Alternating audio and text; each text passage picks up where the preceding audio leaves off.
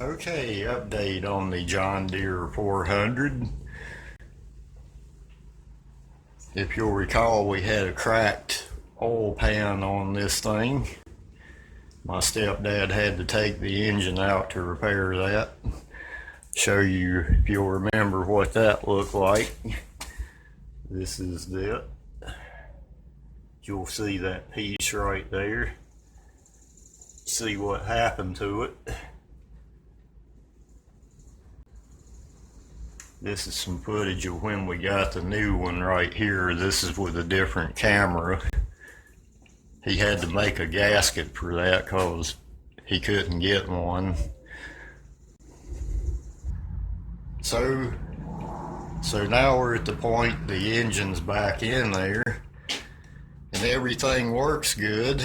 The starter works good and everything. But after you mow with it for a while, the engine loses compression. And this engine has not been in here but a couple of years. This is a replacement engine. And my stepdad uses this to mow grass around here. It ain't like this is something used every day or all the time. And he seems to think that when the engine was probably rebuilt, that they didn't put take into account the cylinder wear, so the pistons are losing compression, or they didn't put oversized rings in it to make up any difference for the wear. So what he's doing is he's trying to restore, and this is what that looks like in a can. He's trying that.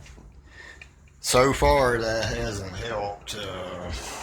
We've run it one time and he says it's still doing the same thing. So they say you need to run it in the engine for some hours for it to take effect, that it'll get better. So we'll see what happens with that and I'll let you know.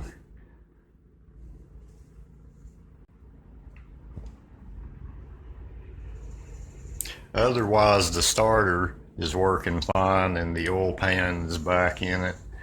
We got all the panels back on it. And the engine starts and runs, but it loses compression after about 15 or 20 minutes. So we'll see what happens. This is that engine, by the way.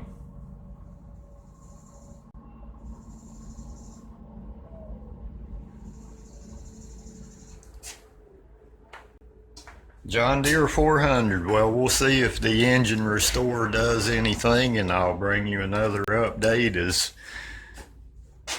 soon as we know what's going on with it. John Deere 400.